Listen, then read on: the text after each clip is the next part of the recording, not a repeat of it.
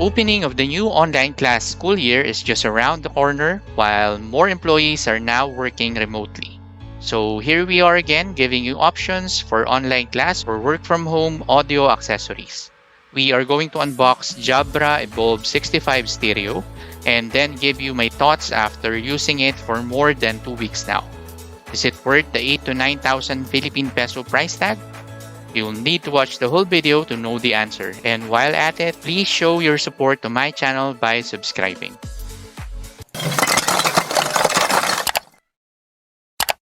Right, we have a low-key box here for the Jabra Evolve 65 Stereo. Evolve 65 also has a mono version which only has a one-sided ear cup, and the one that I have here is the stereo version. This version also has an integration with Microsoft Cortana and MS Teams. Okay, let's open the box. We have a pouch here. Looks like everything is inside the pouch except the paperwork, which I'm not reading. So let's put that and the box on the side and let's open the pouch. We have the USB dongle here, or what they call as Jabra Link 370. This is USB 2.0 with a nice multicolored LED indicator, which we'll check later. A red USB-A to micro USB charging cable. It is a bit outdated and still using micro USB instead of USB Type-C for charging, but the cable is nice. And we have the actual headset here. The foam is soft, but it is not a memory foam, and it is covered with a synthetic leather. We have the Jabra logo on both cups. The headset weighs 111 grams. The mic has noise cancelling, but the headset has no active noise cancelling or ANC feature. The boom mic can rotate at about 270 to 280 degrees, so there's no designated left or right cups here. They can be interchangeable. The headband can be extended up to 1 inch from each side. The 6 cm diameter cups can also rotate up to 90 to 100 degrees, but going only to one side.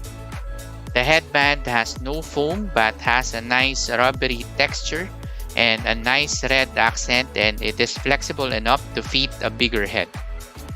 The mic boom also has a magnet that snaps in place on the side of the headband, which is a nice little physical feature here.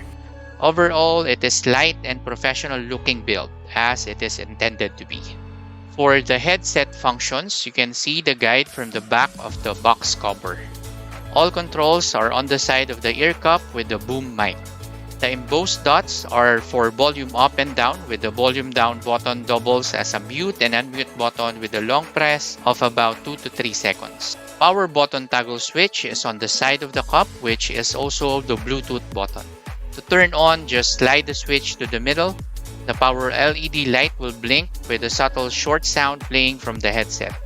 The headset will start connecting through the dongle or any previous Bluetooth device connections automatically after turning on. There's also a nice female voiceover on all the activities happening within the headset, like saying mobile connected for Bluetooth connection or PC connected for USB dongle connection. To start pairing, just push and hold the switch to the side of the Bluetooth symbol for about 3 seconds. When the Bluetooth LED light blinks, you're now on pairing mode and you can now connect your device to Jabra Evolve 65 as you usually do for any Bluetooth device. Using the USB dongle for Jabra Link 370 connection is as easy as plugging the USB dongle. When you hear the headset say PC connected, you are good. What I like about using the dongle is the visual assistant that comes from the multicolored LED light. The USB dongle shows different LED light colors for different situations, and it even has a dedicated color for MS Teams calls, which is the purple color. You can pause the video here if you want to read through the meaning of the different LED colors of the USB dongle shown in the screen.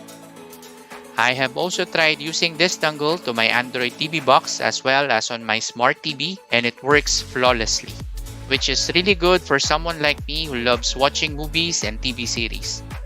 Be careful on storing the dongle though, since it is really small and can easily be misplaced. I wish Jabra has allotted a small magnetic compartment for this dongle like what a Jazz i305 Pro did to their mouse. To use the Evolve 65 on a wired mode, just plug it into any USB power source using the cable that comes with it or any other micro USB cables. This will also trigger the headset charging indicated by the red LED power light that will turn into green when fully charged.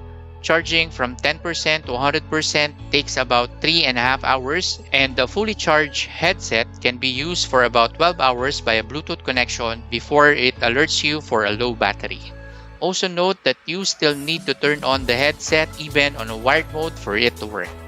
Jabra Evolve 65 also has this busy light feature, which is a red ring of light that automatically turns on when you are on a call to indicate to other people that you cannot be disturbed. The busy light can also be manually triggered by pressing the volume up and down at the same time. For the sound quality, it is not great for music. It has a flat sound with a very little bass and almost no tone separation. And this is not actually a bad thing since this headset is specifically designed for calls. So using it for movies, Netflix, or YouTube is great. The microphone is also great and has a decent noise cancelling power. It's not as strong as Crisp, but it can remove about 50 to 60% of background noise. My voice for this whole video was actually recorded using Jabra Evolve 65 on a wired mode. But to give you more idea on what it sounds like, listen to the sample microphone recording that I did. Testing my Jabra Evolve 65 with a fan blowing in my face right now.